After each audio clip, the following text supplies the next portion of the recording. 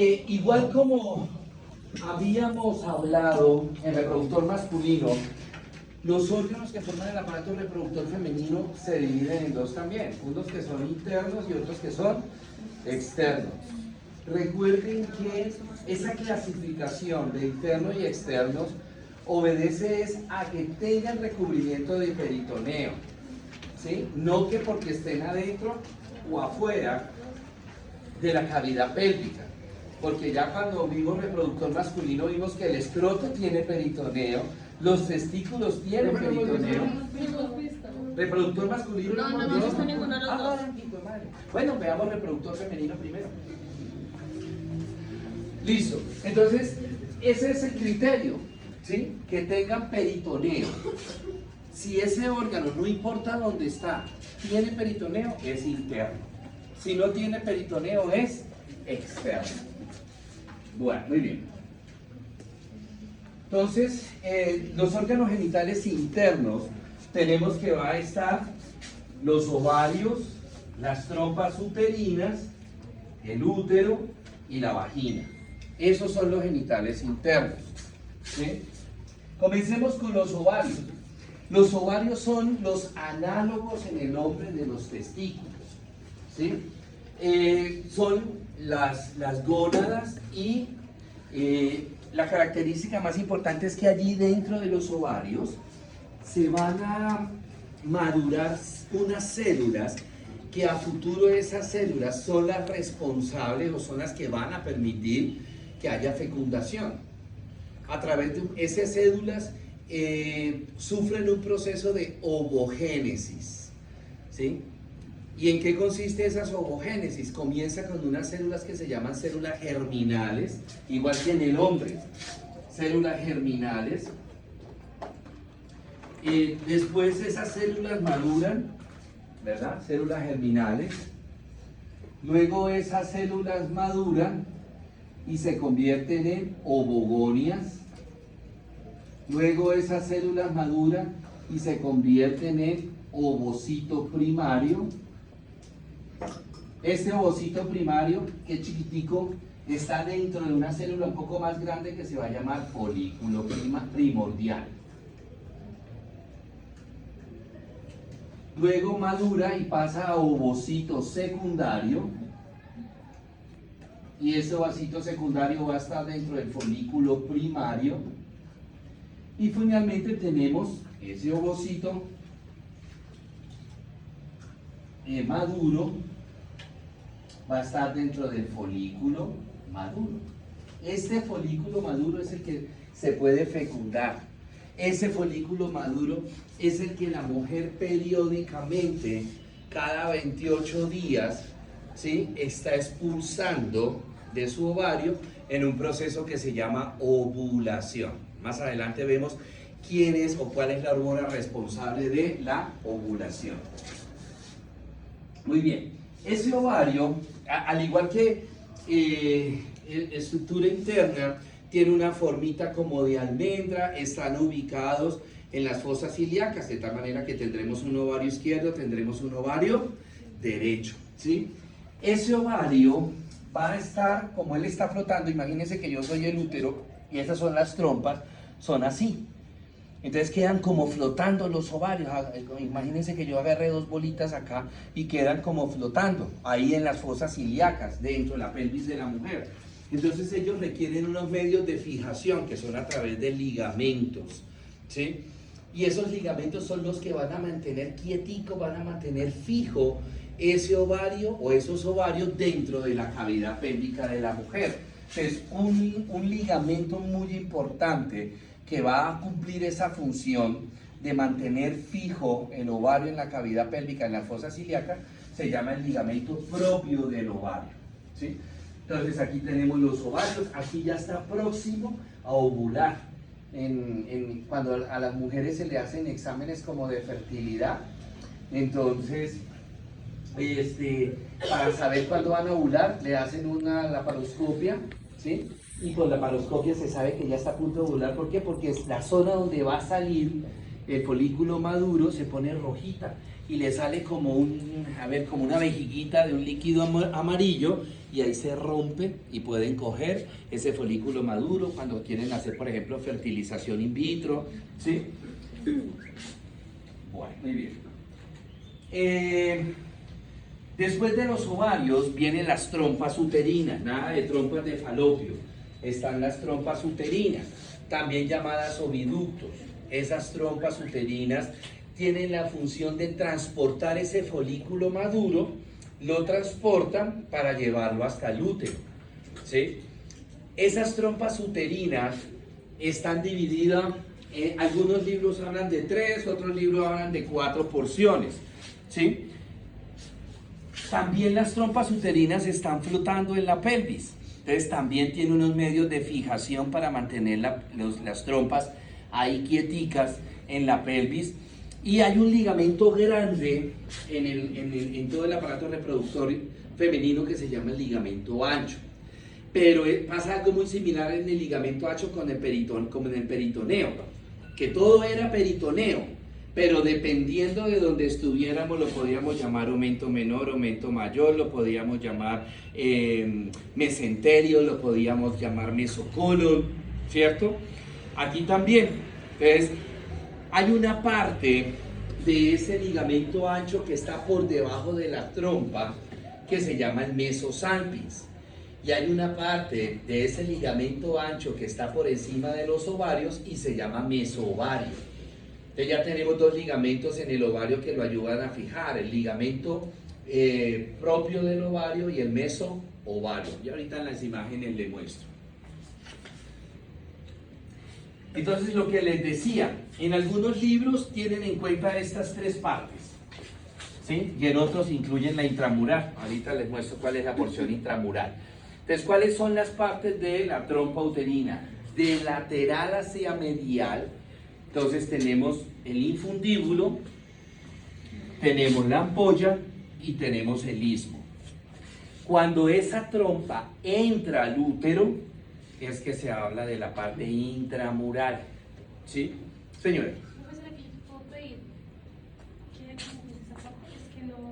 ¿Qué? O sea, si puedes dibujar esa parte, lo que nos estás explicando. Ahorita se lo muestro en la Sí. imagen. Sí. Resulta que en el infundíbulo, que es la parte más distal, hay unas proyecciones digitiformes que tienen la función de sostener el ovario. Esas proyecciones digitiformes reciben el nombre de fimbrias, las fimbrias. Entonces, imaginémonos que esta es la trompa, ¿sí? Aquí están las fimbrias, aquí está el ovario, así. Cuando la mujer está próxima a ovular, las fimbrias hacen esto. Abrazan al ovario y en ese momento queda pegado el ovario con la trompa y en el momento que la mujer ovule, ese folículo maduro cae en la trompa. Cae en el infundíbulo y empieza a moverse. Luego pasará a la ampolla, luego pasa al istmo, luego entra a la porción intramural y queda ya en el cuerpo del útero, ¿sí? Entonces aquí tenemos lo que les decía, todo esto es ligamento ancho. Esta partecita que está arriba del ovario, esta es el mesoovario. Y esta partecita el mesosalpinx, ¿cierto? Este ligamento que está acá es el ligamento propio del ovario. Y tenemos otro ligamento que ayuda a sostener que se llama ligamento suspensorio del ovario, ¿sí? Entonces, esta es la trompa uterina, estas son las partes, infundíbulo, ampolla, istmo, ¿sí? Y la parte de la trompa que está aquí adentro es la intramural. Y estas son las fimbrias, ¿correcto? Cuando hay una fecundación, ¿sí? La fecundación ocurre en la ampolla. Ya podemos ir pensando de pronto que ustedes han escuchado unas mujeres con embarazos ectópicos. ¿Qué es eso de embarazo ectópico? Pues que el embarazo no se implanta donde debería implantarse, que es en el endometrio del útero, sino que se puede implantar en la trompa, entonces hablaríamos de un embarazo ectópico ovárico, se puede implantar en la trompa, hablaríamos de un embarazo ectópico tubárico, se podría implantar en la vagina, embarazo ectópico vaginal, o se podría implantar en el peritoneo, arriba en la cavidad abdominal, en el ilium se podría implantar, ¿cierto? ¿Por qué? Porque la parte, el polo superior del Ovario ovario no tiene un aumento, ¿Qué? no tiene retroperitoneo. Peritoneo. no. Yo dejándolo hablar para ver si te... Siga, Siga. ¿qué te El iba a polo decir? superior del ovario es el único que es intraperitoneal. Eso. Entonces, de esa manera, igualito lo que él dijo, y de esa manera puede pasar ese huevo fecundado, ese cigoto puede pasar a la cavidad abdominal y quedarse implantado en el ilio, en alguna parte del colon. Puede ser en el ilio, por lo general es en el ilio o en el sigmoides. Esos ectópicos no son viables. ¿Qué significa? Que tarde que temprano terminan ¿qué? Rompiéndose. ¿Por qué? Porque el músculo que hay en el ovario, el músculo que hay en la trompa, en el ilio, en el sigmoides, en la vagina, es un músculo liso delgado. Y ahorita vamos a ver que el músculo que hay en el útero, el miometrio, es grueso. Y él sí tiene la capacidad de ¿qué? De ampliarse. De expandirse y mantener el embarazo. ¿Listo? Aquí vemos otro ligamento, este es el ancho. Estos también son anchos, sino que me cambian de nombre por la localización. Otro ligamento que lo vamos a ver ahorita es el ligamento ancho.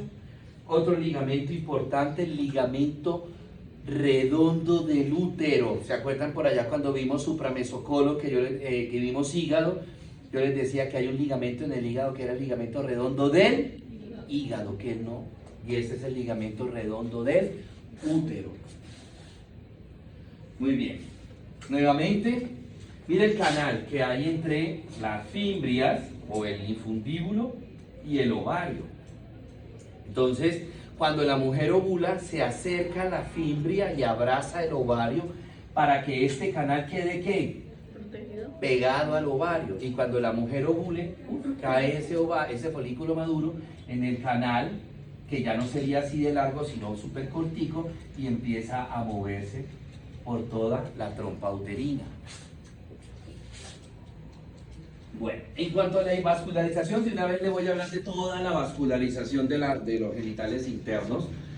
Entonces tenemos una vena o una arteria, primero hablemos de la arteria ovárica. Esa arteria ovárica era allá en el dibujo, que era la arteria ¿qué? Gonadal, que en el hombre se llama testicular, en la mujer se llama ovárica, ¿cierto? Arteria ovárica, que es rama de la arteria aorta, ¿sí? Miren lo que hace esa arteria ovárica. Llega y da ramas para la trompa, y esas ramas se llamarán arterias tubáricas, y da estas ramas para los ovarios, y esa es la arteria ¿qué? Ovárica. ¿Listo? Aquí tenemos otra arteria muy importante, ¿sí? Que es la arteria uterina. Es una arteria grande. ¿De dónde se origina esta arteria uterina? De la arteria ilíaca interna.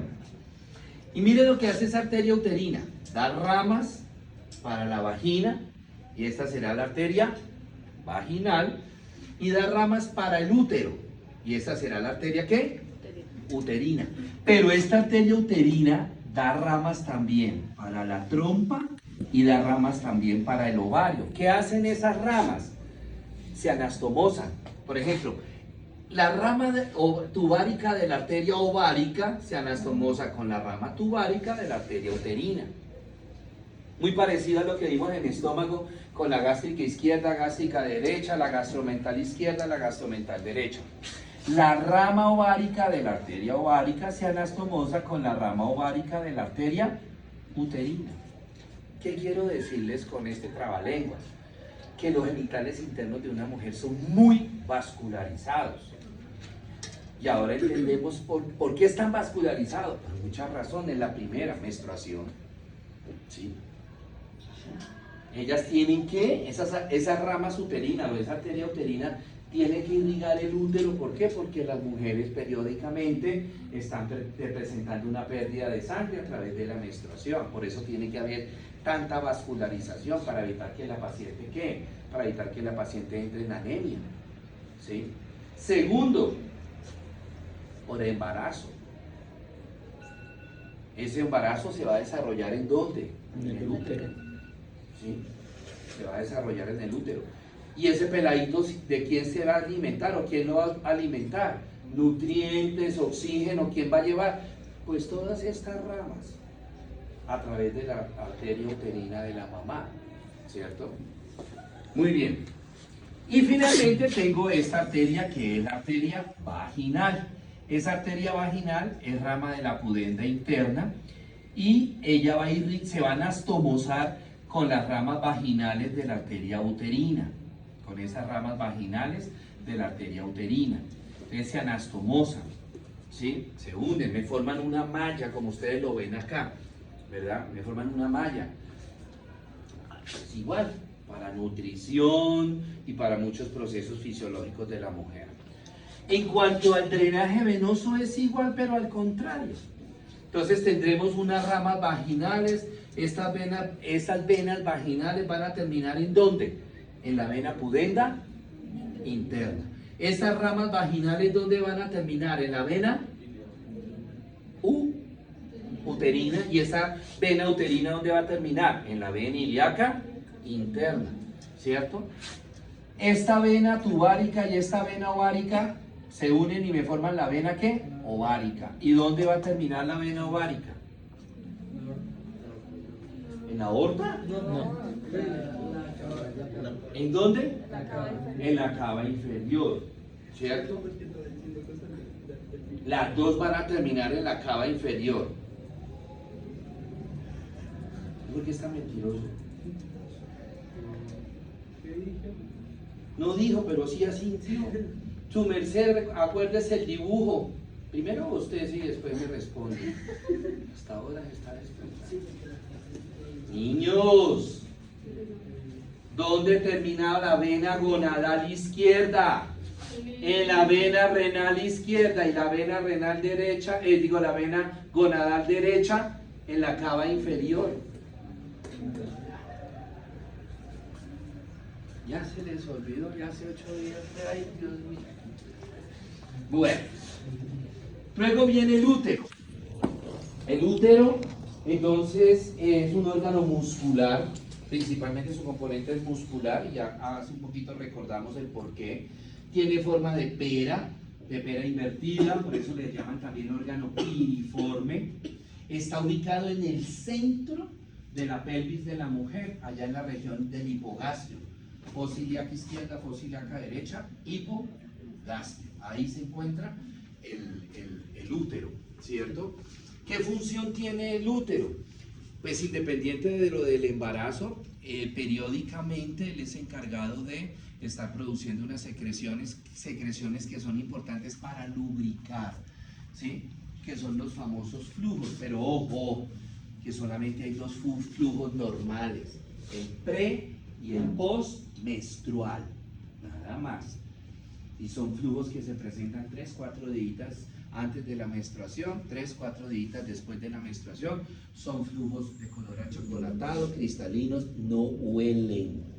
De tal manera que otro flujo de otro color, de otro olor, de otro sabor, no son normales. Y es lo que hoy día las mujeres están normalizando, ¿sí? Las mujeres llegan con flujos, no, que tengo un flujo, pero eso es normal. Porque tengo relaciones, sí, es normal, pero no es normal que tenga flujo. Algo está pasando. Que tenga relaciones sexuales, sí, es normal, pero no es normal que tenga flujo. Es que yo uso tampones y eso es normal. Sí, es normal de usar tampones o protectores diarios, pero no es normal que esto le genere flujo, ¿verdad? Entonces un flujo de color blanquecino, de color blanco amarillento, de color blanco grisoso, no es normal. Ahí hay algún microorganismo, puede ser una bacteria, puede ser un parásito, puede ser un hongo. y hay que ponerle tratamiento a eso, ¿sí? Entonces, el útero tiene 3 segmentos, que son el fondo, el cuerpo y el cuello. Estamos ahora en la parte de arriba, ¿sí? Entonces, el fondo es la parte superior del útero, la parte de arriba del útero. La parte intermedia es el cuerpo y la parte inferior, que se adelgaza, es el cuello uterino.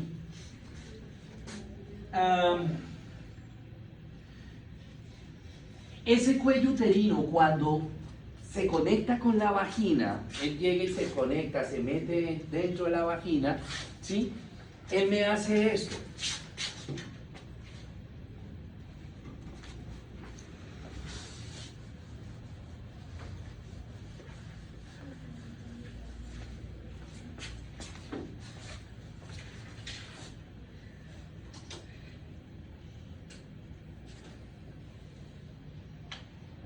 Esto sería el útero, esto sería el cuello, y aquí vendría la vagina, ¿sí? De aquí para abajo. Entonces, cuando se mete el cuello del útero dentro de la vagina, hace que la vagina, esa parte superior de la vagina, se vaya hacia arriba y me forme un repliegue, ¿sí? Algo así. Esto ya es vagina. Eso se llama fornix, ¿sí? Con X, fornix. Entonces, me divide el cuello vaginal en 2 pedazos.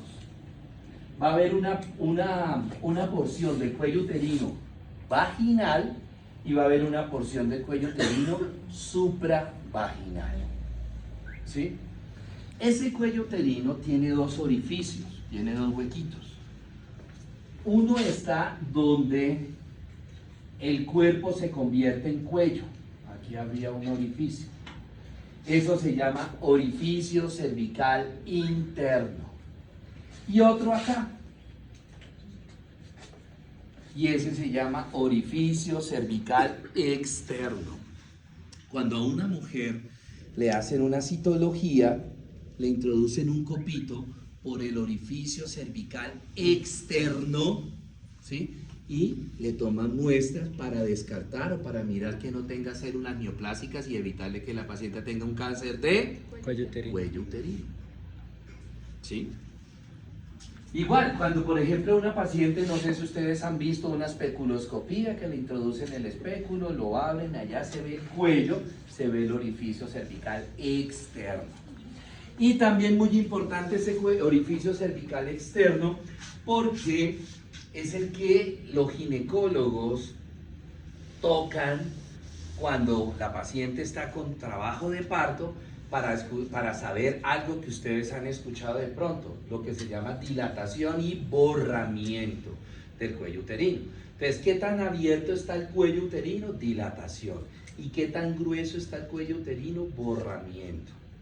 En la medida que la cabecita del feto va descendiendo, porque eso se llama canal del parto, en la medida que la cabecita del feto va descendiendo, entonces esto se va borrando.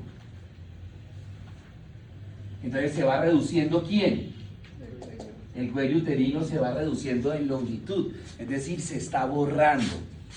Y además se está ¿qué? Abriendo el orificio cervical externo.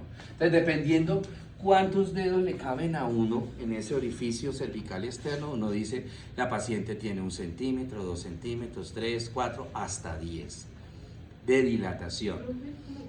Espérate. Y el borramiento es por ciento, 10%, 20%, hasta 100% de borramiento. Señora, ¿quería preguntar algo? ¿Puedes volver a explicar eso? ¿Qué? O sea, ¿cómo lo midimos? La dilatación con los dedos. Uno hace un tacto vaginal, ¿sí? Imaginemos que este es el orificio cervical externo, ¿sí? Entonces uno hace un tacto vaginal y mira cuántos dedos le caben. Si caben 2 deditos, son 3 centímetros. Si no cabe, sino un solo dedo, 2 centímetros. Si no puede introducir ningún dedito, 0 centímetros de dilatación. Y después, dependiendo qué tanto está abiertico el orificio cervical externo, qué tanto abro yo los dedos. uno lo va viendo. Ah, pero sí se van variando. Sí, entonces uno dice hay 4 centímetros de dilatación, hay 5 centímetros, 7 centímetros, lo que sea. ¿Sí? Bueno, muy bien. Entonces, este es el orificio cervical interno, este es el orificio cervical externo, este es el fornix. Este es el cuello vaginal o la porción del cuello uterino vaginal y esta es la porción supravaginal. El útero histológicamente está formado por 3 capas que son la más superficial, la de afuera, se llama perimetrio. Esta gruesa que ustedes están viendo es el miometrio, o sea, es la capa ¿qué? Media. Muscular. Y esta es la más interna, el endometrio. La capa muscular, es decir, el miometrio, es la que se contrae para favorecer la expulsión del feto en el trabajo de parto, ¿sí? Y también ese miometrio es el que se contrae cuando la mujer tiene cólicos, señora. ¿Sí? ¿Dónde se implanta cuando una mujer queda en embarazo? Les decía que la fecundación ocurre en la ampolla, ¿sí? La fecundación ocurre en la ampolla y sigue viajando el huevo fecundado. Esta es la porción intramural de la trompa, esta que está acá, ¿sí? Y cae ese huevo fecundado, cae acá. ¿A dónde se va a implantar? En el endometrio. Se implanta en el endometrio, es decir, todo el embarazo ocurre en el endometrio. ¿Verdad? Muy bien. Bueno. Estas son las capas del útero, como les decía, de afuera hacia adentro, perimetrio. Miren el miometrio cómo es de grueso. Y tenemos el endometrio. Aquí, el endometrio tiene 2 particularidades, ¿sí? Importantísimas.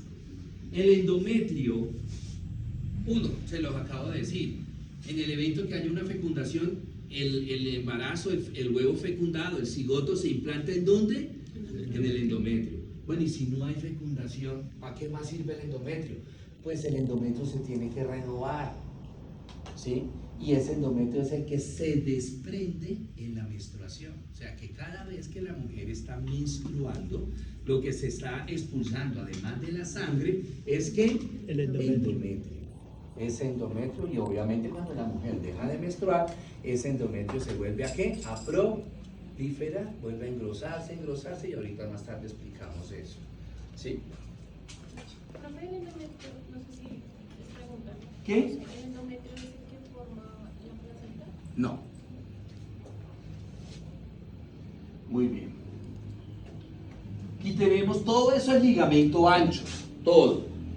Pero esta partecita de abajo y que está por encima recubriendo la trompa se llama mesosalpinx. Esto se llama mesoovario. Ligamento propio del ovario. Ligamento ancho, ligamento redondo del útero. Hacia atrás, hacia la parte de atrás, saliendo por ahí del cuello, sale otro ligamento que se llama el ligamento uterosacro y él es encargado de fijar el cuello, el útero, el cuello, ¿a dónde? Al sacro, para evitar que el útero se mueva, ¿verdad? Y aquí tenemos un ligamento que se llama el ligamento transverso que fija el útero hacia adelante, hacia la cavidad pélvica, y aquí hay otro que no está dibujadito acá, muy importante para ustedes en cirugía, que es el ligamento cardinal. Ese es el ligamento importantísimo cuando se hace histerectomía. Ese es el ligamento que hay que resecar. Ese es el ligamento que hay que quitar cuando a una paciente le hacen una histerectomía. ¿Cardinal? Cardinal. Ligamento cardinal. Bueno. Aquí tenemos el ligamento redondo. ¿Sí? Ese es el ligamento. Este es el ligamento transverso. Y aquí al ladito estaría el ligamento cardinal. Bueno, ya vimos las arterias. Y finalmente, como genital interno, pasamos a la vagina. La vagina es la parte terminal de los genitales internos de la mujer. La vagina es una estructura musculomembranosa, ¿sí?, que permanentemente está colapsada, está cerrada, ¿cierto? algo, no, perdónenme la analogía si no lo hablo por la parte de característica, como el esófago, que también siempre está ¿qué? Colapsado. Y cuando nosotros comemos algo, así sea saliva, tomamos un líquido, comemos un sólido, ese líquido, ese sólido se encarga de ir ¿qué? Dilatando. Abriendo ese esófago. Aquí sucede lo mismo. La vagina siempre está colapsada. En la medida que algo pase por esa vagina, es que se va dilatando. Ese contenido, llámese un líquido, va a ir abriendo la vagina. Como que, por ejemplo, un flujo del útero, un flujo que venga por el útero, ¿cierto? Entonces, ese flujo en la medida que va bajando, va a ir abriendo la vagina. ¿Qué otra cosa? Durante las relaciones sexuales, el pene, ¿cierto? El pene en la medida que va entrando, pues va dilatando, va abriendo esa vagina. Y finalmente el feto, en el momento del trabajo de parto, ¿sí? La cabecita y ya después todo el cuerpecito del feto se encargan de ir abriendo la vagina. Por eso lo que es del útero, vagina hasta la vulva se llama canal del parto. O sea, es todo lo que el feto tiene que recorrer para poder salir desde el útero, atravesando la vagina y terminando en la vulva. Muy bien. Esa estructura de que la vagina esté permanentemente colapsado se debe precisamente a 4 elementos. El primero son 2 músculos, que son el músculo pubovaginal y pulpoesponjoso. Este músculo pulpoesponjoso me ayuda a formar también el clítoris, ¿sí? Y le ayudan a estos 2 músculos el esfínter externo de la uretra y el esfínter uretrovaginal. Realmente los 2 principales elementos o estructuras que me ayudan a mantener colapsada la vagina son estos 2 músculos, el pubo vaginal y el músculo bulbo esponjoso. Estos 2 esfínteres le ayudan, ¿por qué? Porque son pequeños. Si la paciente por algún motivo se le llega a lesionar cualquiera de estos 2 elementos, desde que estos 2 estén bien, no pasa nada. No pasa nada. ¿Sí? Bueno. Y finalmente tenemos los genitales externos, los órganos genitales externos. Entonces la particularidad es que ellos no tienen ¿qué? Peritoneo. Los genitales externos en términos generales lo podemos dividir en 2. El monte del pubis y la vulva, ¿verdad? El monte del pubis, que si ustedes encuentran un libro que dice monte de Venus, boten ese libro. Boten el computador, boten el celular, porque esa vaina es una herejía. ¿Cómo carajo saben que Venus es así? A duras penas llegamos a la luna. Ahora ya monte de Venus. ¿Sí? Muy bien. Entonces, esa vulva está constituido por estos elementos, que es, ahorita vamos a verlo, las horquillas, horquilla superior y horquilla inferior, el clítoris, el meato urinario, el introito vaginal, los labios mayores, menores y el perineo. Estos elementos me forman la vulva. Entonces tenemos aquí, esto es el monte del pubis. La particularidad de ese monte del pubis es que tiene gran cantidad de tejido adiposo, es un panículo adiposo, y en ella se encuentran muchos folículos pilosos, glándulas sudoríparas y glándulas sebáceas. Esos folículos pilosos son los que me van a ayudar a formar, ¿qué? Pues lo como vemos en la imagen, el vello púbico. En la mujer, la distribución del vello púbico es una distribución en forma triangular, en forma de triángulo invertido. El vértice queda hacia abajo y la base queda hacia arriba. Y luego todo esto que ustedes están viendo acá es la vulva. Esa vulva está constituida por los labios mayores, los labios menores, el clítoris con su prepucio, la horquilla superior, la horquilla inferior, el perineo, y al abrir los labios encontramos el vestíbulo. Y en ese vestíbulo yo encuentro arriba un orificio pequeño que va a ser el meato urinario. Ahí termina la uretra femenina, por ahí va a salir la orina. Debajo de ese meato urinario encuentro el introito vaginal. O sea, ahí termina la vagina. ¿Qué particularidad tiene ese introito vaginal? Que desde que la niña nace, ese introito vaginal está cerrado, está tapado por una membrana fibroelástica, ¿sí? Que recibe el nombre de himen. ¿Qué particularidad tiene ese himen? Que es fenestrado. ¿Qué significa eso de fenestrado? Que esa membrana está llena ¿de qué? De huequitos. Porque por ahí va a salir la sangre. Cuando esa niña se desarrolle, entonces por ahí sale esa sangre, ¿verdad? O un flujo. Porque hay niñas que de pronto por estar sentadas en el piso, que es muy común que ve uno que los niños se tiran al piso y de pronto no se ponen chorcitos, sino los meros cucos. Entonces el piso pues recoge todas esas impurezas y les puede generar flujito, ¿cierto?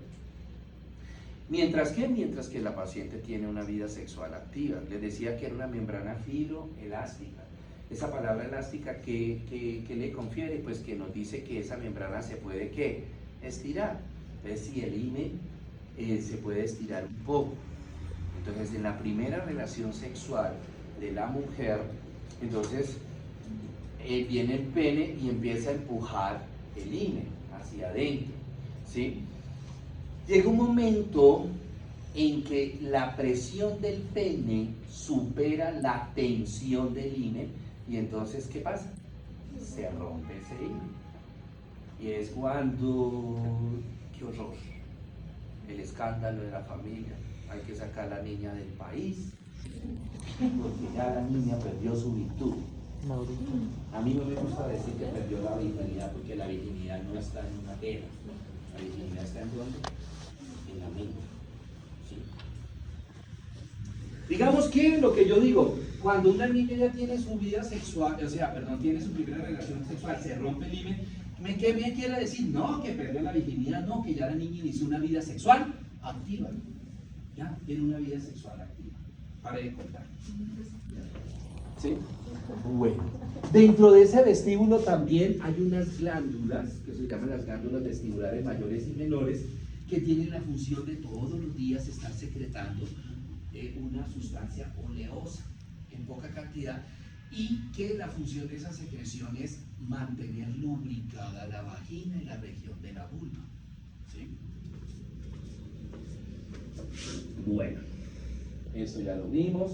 Entonces aquí están los labios menores, los labios mayores. Este es el clítoris, el prepucio del clítoris, la horquilla superior, aquí está la horquilla inferior, esto es el vestíbulo, meato urinario, introito vaginal. ¿Listo?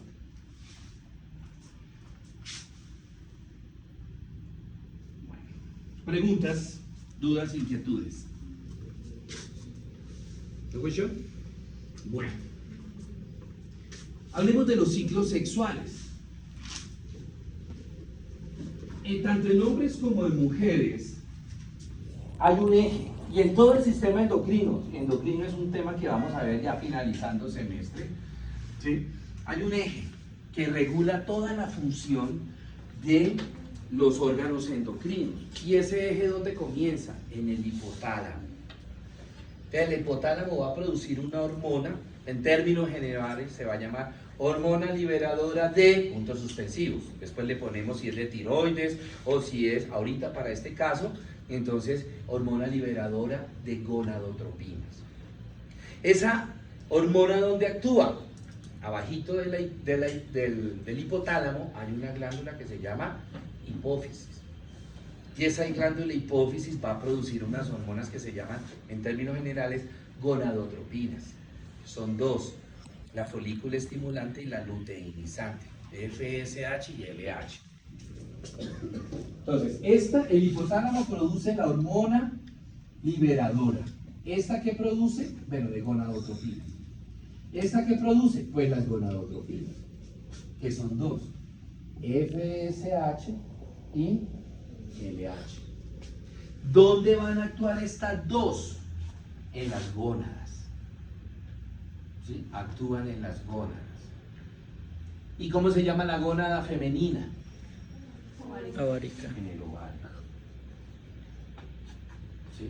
Ahorita vemos qué hacen esa FSH y esa LH en el ovario. ¿Profe, el hipotálamo no queda en la cabeza? Sí, arribita de la hipófisis.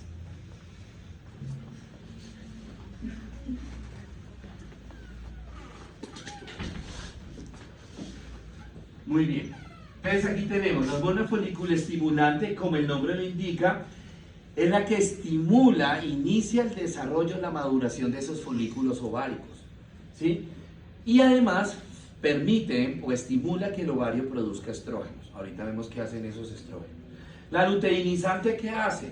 Ayuda a la folículo estimulante a madurar, es la responsable de la ovulación y también ella actúa en el ovario favoreciendo la producción de progesterona. Entonces toda la clase está resumida en esto, todo el ciclo menstrual. Hablamos de ciclo menstrual. Cuando nosotros le ponemos a la palabra menstruación ciclo, estoy hablando de algo que es grande, ¿sí? Cuando yo digo ciclo menstrual, incluye 3 ciclos.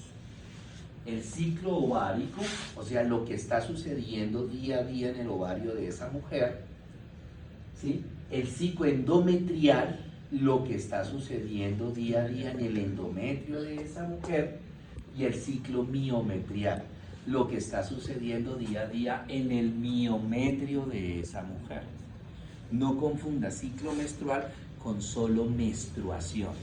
La menstruación forma parte del ciclo endometrial. Es una parte. ¿Listo? Entonces, put attention. Miremos esta imagen. Miremos esta imagen. Voy a decirle los colores. Rojo, la hormona folículo estimulante, la FSH, ¿cierto?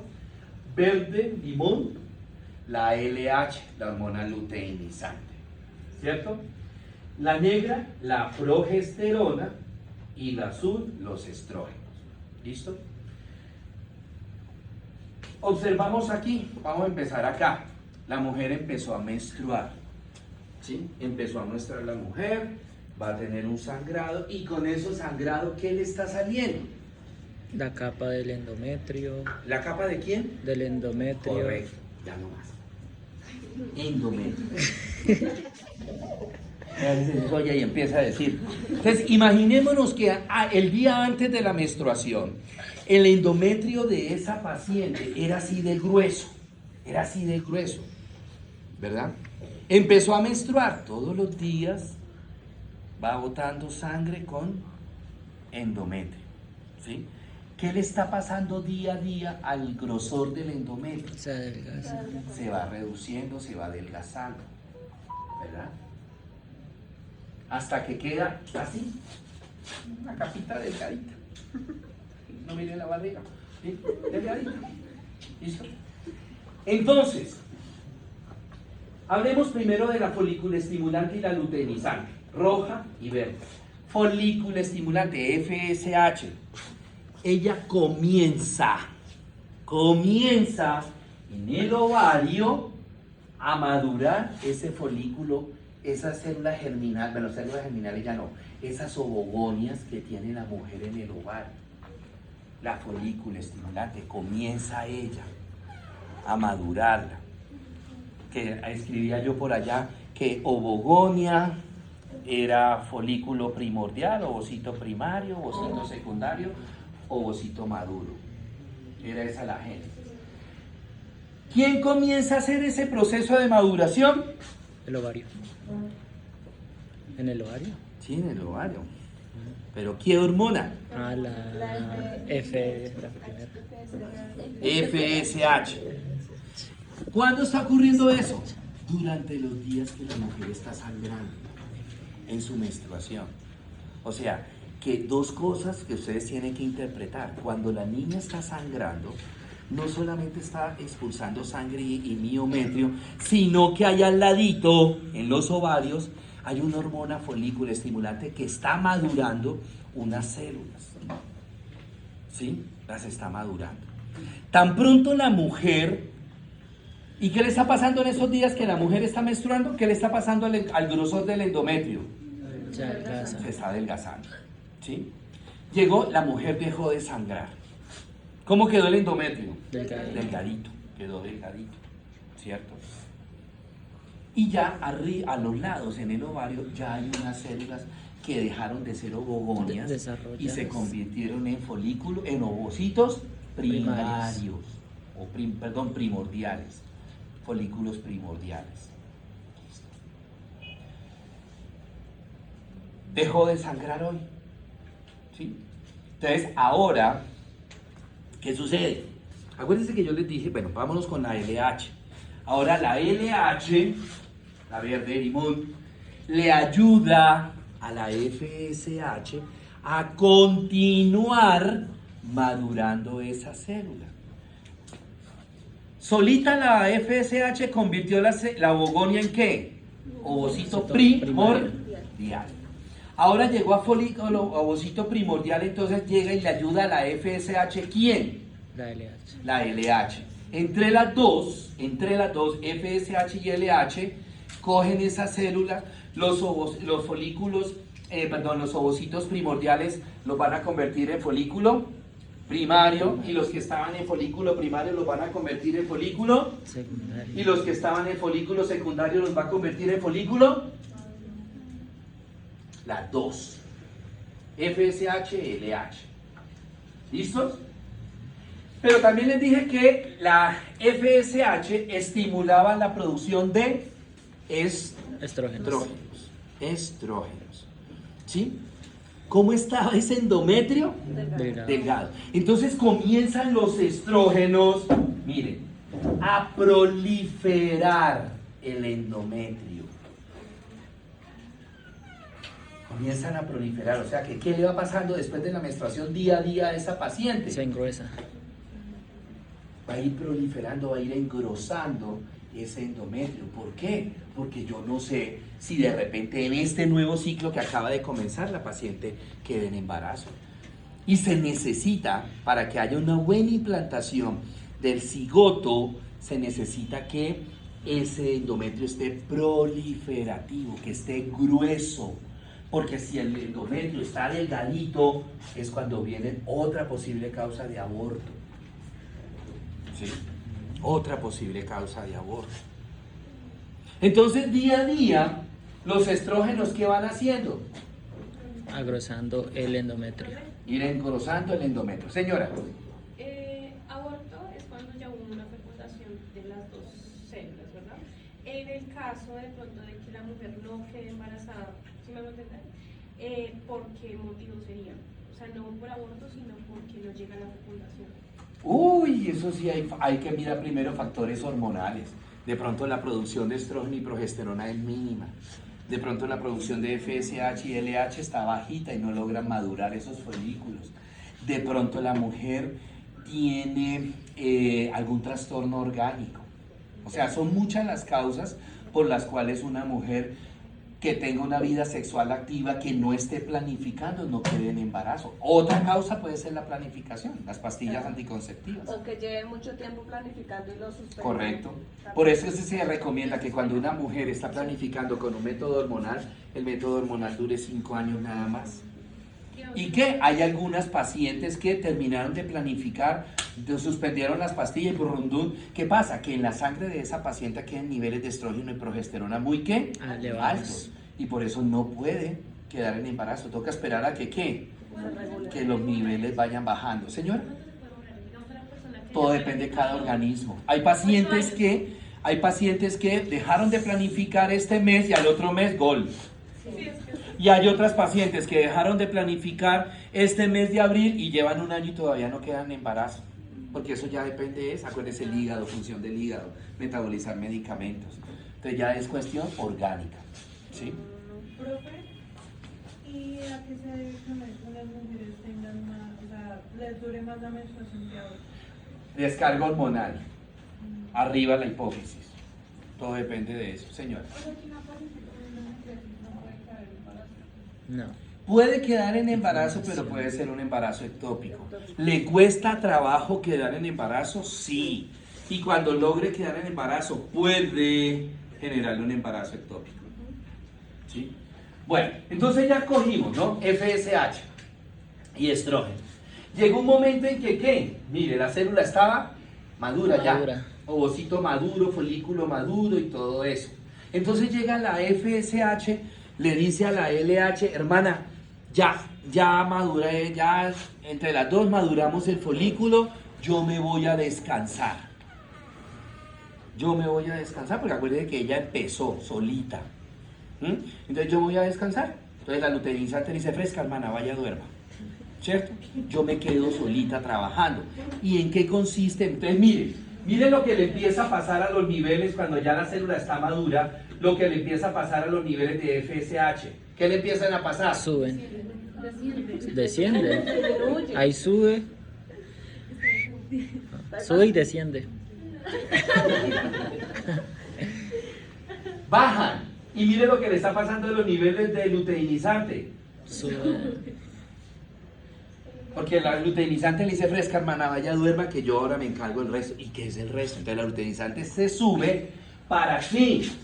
Para 12 horas después de que la luteinizante se eleve, se rompe el ovario. Y se produce ¿la cuál? La ovulación. La ovulación.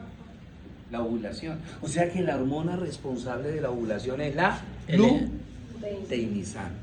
LH, ¿sí? Ah, LH. LH. Cuando una mujer ovula, tiene el famoso flujito. ¿Cómo? El flujo que dicen, Por eso les digo, hay flujos que son normales. que dicen que si tú le haces así, no Filante, la filancia. Esos son flujos normales. pasa ahí. Por el cambio del pH que está ocurriendo en la vagina Pero ocurre en ese momento. en ese momento. Entonces ya listo, salió el folículo maduro, ya hubo ovulación y empiezan los niveles de luteinizante a Bajar. bajar. Si se baja la FSH, la roja, la FSH me producía ¿qué? Estrógenos. ¿Qué? Estrógenos. Entonces, ¿qué le empieza a pasar a los niveles de estrógeno? Bajar. Baja. Y si se sube la luteinizante me producía progesterona, ¿qué le empiezan a pasar a los niveles de progesterona? A subir. ¿Para qué se aumentan los niveles de progesterona? Acuérdese que los estrógenos comenzaron a proliferar el endometrio. Y la progesterona continúa, ya se bajaron los estrógenos, mire. Se bajaron los estrógenos, pero mire el endometrio cómo está. ¿Será que ahí se podrá implantar un embarazo? Sí, De se puede pronto. implantar, pero que de aquí a que se mantenga el embarazo, dudo. Entonces, ¿quién después asume esa respuesta o esa función de seguir proliferando el endometrio? La progesterona. La progesterona. Que es LH. No. Hormona lutein, no progesterona. Progesterona es diferente. La progesterona la produce la luteinizante. LH es luteinizante, no confunda progesterona con LH. ¿Sí? Entonces la progesterona sigue proliferando el endometrio, que sigue engrosado. Día 14, 15, 16 del ciclo, ya el endometrio está proliferativo. De tal manera que si esa paciente tiene relaciones sexuales, no está planificando y puede quedar en embarazo, ya ese endometrio proliferativo permite, o es bueno ese endometrio proliferativo para que se implante el cigoto. ¿Sí? El cigoto, ¿verdad? No hubo embarazo. No hubo embarazo. Entonces comienzan a disminuir los niveles de Progesterona. progesterona. Ojo, 12 horas después de que los niveles de progesterona lleguen a los niveles más bajos, mire cómo está el endometrio. 12 horas después de que los niveles de progesterona lleguen a los niveles más bajos, ¿qué empieza? Otra vez a Vuelve a empezar una nueva menstruación. Por eso se llama ciclo. Por eso se llama ciclo. ¿Por qué? Porque se repite. Se repite. Cuando dicen que se planifica el ritmo, ¿sí? La planificación, ¿sí? Tengo entendido que hay un periodo que hablamos ahí, donde la mujer puede quedar embarazada. ¿Cuánto tiempo es eso? ¿Como 12 horas? No, 3 horas? el método de planificación del biorritmo es el método de planificación más inseguro. ¿Por qué? Porque cada mujer ovula en días diferentes. Segundo, en algún momento, por alguna causa, se le puede volver irregular el ciclo. Cuando una mujer planifica con el método del ritmo, primero tiene que ser un ciclo regular por un año.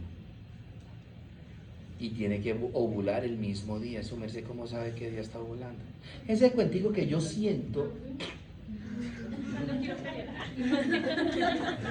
Todos los días.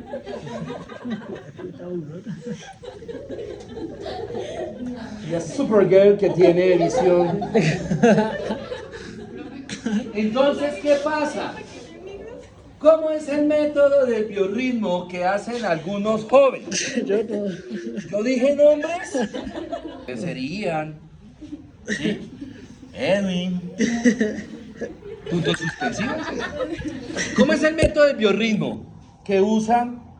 Mire, anteriormente en mi época, cuando yo era estudiante, decían que 7 días antes y 7 días después de la menstruación la mujer era infértil. Y más de un niño hoy se llama biorritmo. Después lo redujeron a 5. 5 días antes, 5 días después de la menstruación, la mujer no es fértil. Y hay más de un niño que se llama biorritmo Andrés. Y ya lo redujeron a 3. El biorritmo es el mejor método conceptivo, no anticonceptivo. ¿Sí? Porque siempre existe endometrio, ¿cierto? ¿Ah?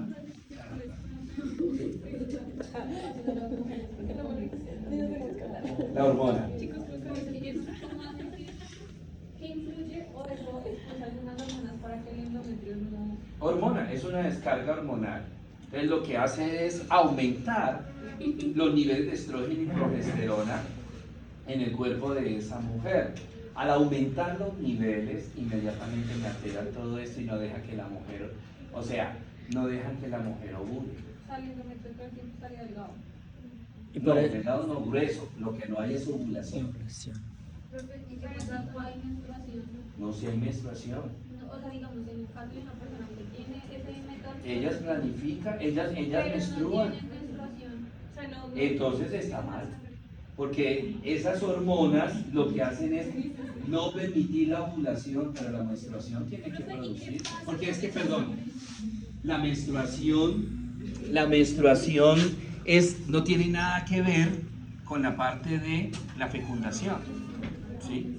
Si una mujer con pastillas, con inyecciones o con el método subdérmico no está menstruando, eso es malo, porque se está represando todo eso. Pueden durar hasta un año. Sí, hasta un año. Pero sí tienen un proceso de ciclo normal. Lo único es que no tienen. No hay ovulación. No hay ovulación. ¿Cómo? Por eso digo que cuando una mujer planifica con el método hormonal, cualquiera que sea, pastilla, inyección, subdérmico, máximo 5 años. Después de los 5 años tiene que cambiar el método de planificación. Pero ojo, cambiar el método de planificación no es que yo estaba planificando con pastillas y ahora voy a planificar con inyección.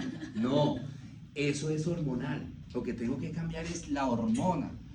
Dejar de consumir la hormona. Entonces pasar a un método de barrera, ¿sí? A otro método de planificación que no sea hormonal.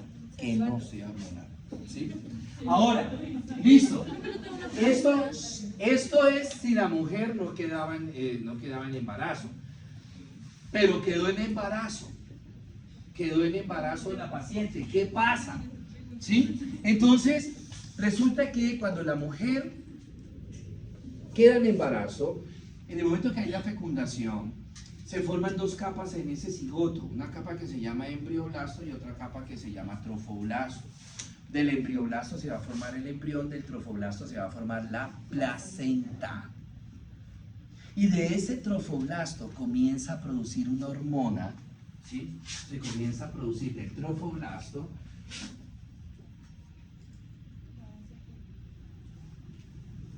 se empieza a producir una hormona que se llama fracción beta de la hormona gonadotropina coriónica. Esa hormona solamente se produce en 2 situaciones. o cuando la mujer queda en embarazo, o cuando la mujer tiene un tumor que se llama mola hidatidiforme.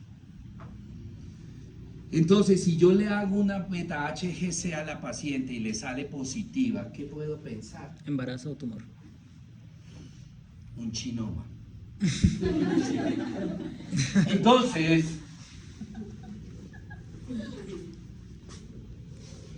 si ustedes quieren saber si, digamos, una semana después del tiritití hay embarazo y no quieren esperar la menstruación porque ya no tienen uñas, ya le comieron hasta de los pies, ¿sí? A la semana le pueden mandar a medir ¿qué? La fracción beta de la hormona gonadotropina coriónica, la beta-HGC. Las pruebas normales de embarazo que miden estrógeno, progesterona. Por eso hay que esperar hasta que la paciente no tenga retraso, que ya los niveles están, de estrógeno y progesterona están ¿qué? Altos. Sí, están altos. Pero sí o sí hay embarazo, se produce inmediatamente beta-HGC. Que se tomó la prueba de embarazo y le salió 0.00001 milimoles, ya eso es positivo, hermano, búsquele padrinos esperados. ¿Sí? ¿Listo? Bueno. Preguntas, dudas, inquietudes. No, obvio que va a preguntar eso. ¿50 centavos? 50 pesos. Profe, una pregunta. Yo no voy a preguntar eso. Pero, profe, una pregunta. En ese ciclo. Pero pida los 50, ¿no? No, yo no voy a preguntar eso. En ese ciclo, el óvulo se iba trasladando por la trompa durante todo ese ciclo y llegó al útero. Si Y no no pasó hay nada. embarazo, como todas las células de nuestro cuerpo tienen un periodo de vida. Si no se fecundó, ese folículo maduro que no está fecundado, a los más o menos 8 días se muere. ¿Se muere ahí degrada, en el se útero? va en el útero, se va degradando en el útero. No cae con una menstruación. No, porque ya ya ha desaparecido, se desintegró, mejor dicho. Sí, se desintegró. No, pida los 50. No, ahorita estamos. Bueno, pasemos ahora a perineo.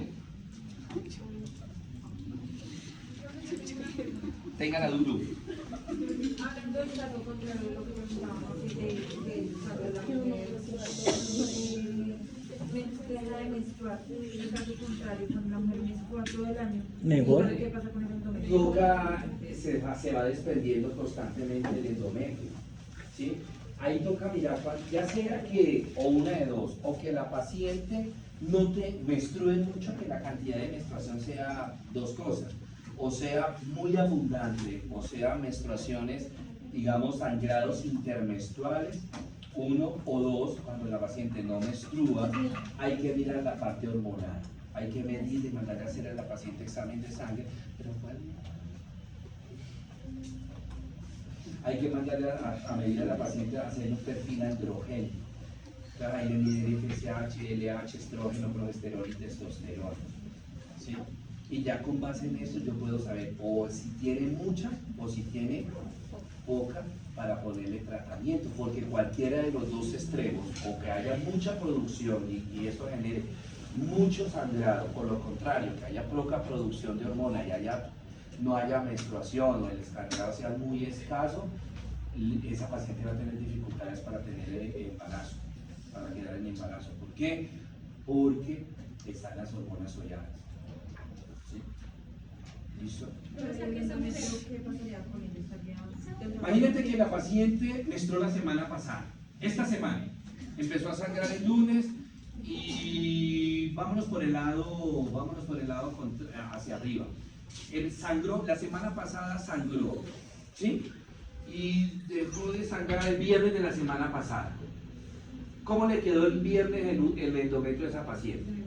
Delgado. Empezó a recuperarse ese endometrio sábado, domingo, digamos que estaba así el endometrio. Primero quedó así, el viernes, sábado, domingo. y el lunes otra vez le sangró y tenía que estar el endometrio así de grueso, así, y le quedó así, y el lunes ya volvió a desprenderse ese endometrio. ¿Será normal eso? Profe, una pregunta. ¿Cómo hace el espermatozoide para trasladarse hasta allá? Resulta que el folículo maduro produce unas proteínas que solamente la detecta el espermatozoide. Entonces el espermatozoide tiene receptores, ahí en el capuchón del espermatozoide, tiene receptores para esa proteína. Entonces él tiene, ese receptor tiene, por así decirlo, para que me entiendan, como un sensor, un GPS, para él saber dónde se está produciendo esa proteína. Algunos espermatozoides, el GPS como que lo tienen fallando, entonces algunos se van por otro camino, ¿sí? Cogen la trompa contrario. Recuerden que este proceso de ovulación en la mujer es un proceso ¿qué? Alternante. Entonces, un mes ovula por un ovario, pongámosle ovario izquierdo, al mes siguiente por el ovario derecho, izquierdo, derecho, izquierdo, derecho. Señora. Profe, una mujer, ¿cómo decir a mi compañera que tenga menstruación y se ¿Ese es lo de los 50.000? no. Laura lo dice. Le va a llegar más rápido la